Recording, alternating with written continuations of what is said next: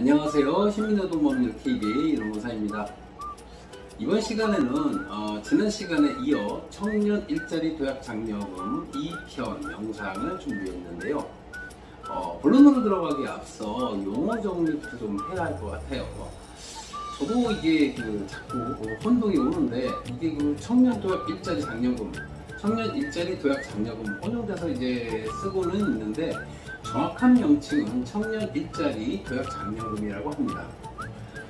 청년을 도약시키는 일자리 장려금이냐, 청년 일자리를 도약시키는 장려금이냐, 취지는 비슷한 것 같은데 명칭은 정확히 하자는 점에서 먼저 말씀을 드립니다.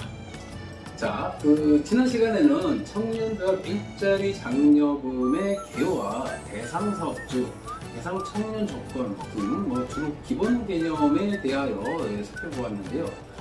이번 영상에서는 청년 도약 일자리 장려금 대상 근로자를 채용한 다음에 근로계약서는 어떻게 작성을 해야 하는지, 어느 정도 고용을 하고 난 이후에 1회차 지원금을 신청하여야 하는지, 대상 청년을 고용하는 기간 동안에 감원방지 규정은 어떻게 적용이 되는지, 각 기업별로 지원 한도는 어떻게 되며 지원 금액은 어떻게 되는지 등 주로 디테일한 부분에 대하여 살펴보도록 하겠습니다.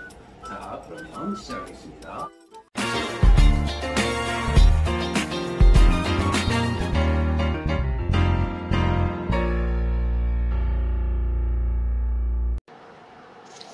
자, 먼저 지원 대상 사업주가 지원금 대상 청년을 채용한 이후 근로계약서 작성 단계에서 주의할 점을 보겠습니다.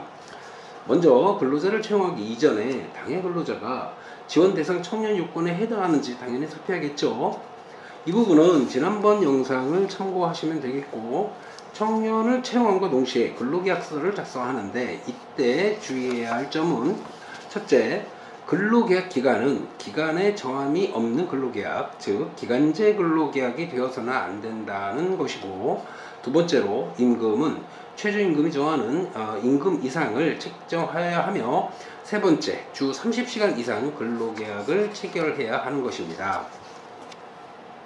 2022년 최저임금이 시급 기준 9,160원인데 주 40시간 기준으로 월급 191만 4,440원이니 30시간 근로를 하는 경우 월급 기준 최저임금은 30시간 나누기 40시간 하여 143만 5,830원이 되겠네요.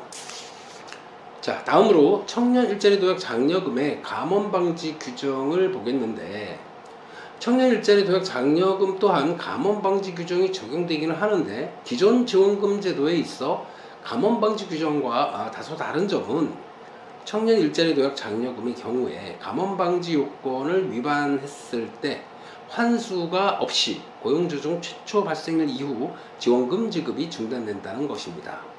다만 인위적 감원 발생 기업은 고용조정 발생일로부터 6개월까지 청년 일자리 도약 장려금 사업 재참여가 제한됩니다.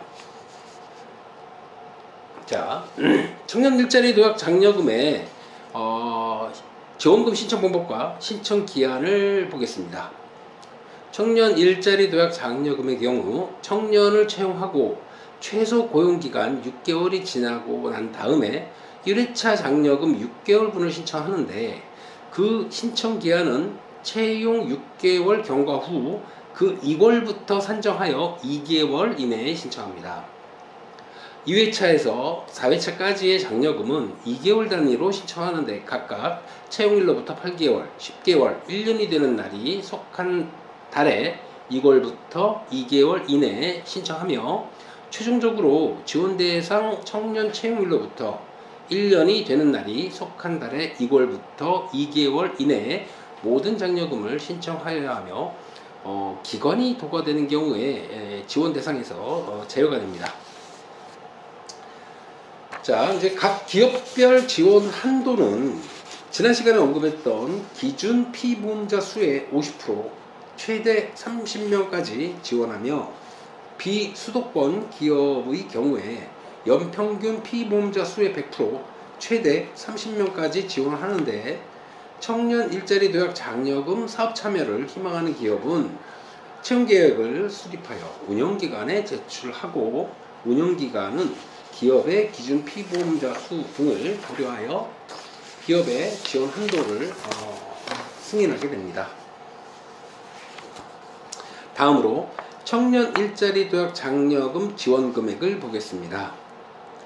청년 일자리 도약 장려금은 지원 대상 청년 1인당 월 최대 80만원, 1년 최대 960만원을 지급하는데, 다만 지원금은 지급한 월 임금의 80%를 초과할 수 없고, 지원금 지급 대상이 되는 청년이 이직한 경우 해당 월 지원금은 1할 계산하여 지급하는데, 채용 후 6개월 미만 근무 후 청년이 이직한 경우에는 지원금을 지급하지 않게 됩니다. 자, 이렇게 오늘은 2022년 청년 일자리 도약 장려금에 대하여 알아보았는데요. 2022년도 신규 인력을 채용하려는 계획이 있는 사업장이라면 대상 기업 조건과 대상 청년, 기타 근로계약서 작성 요령이나 지급기한 등을 반드시 숙지하여 진행하시라는 말씀을 드리면서 오늘 영상 마치겠습니다. 여러분 감사합니다.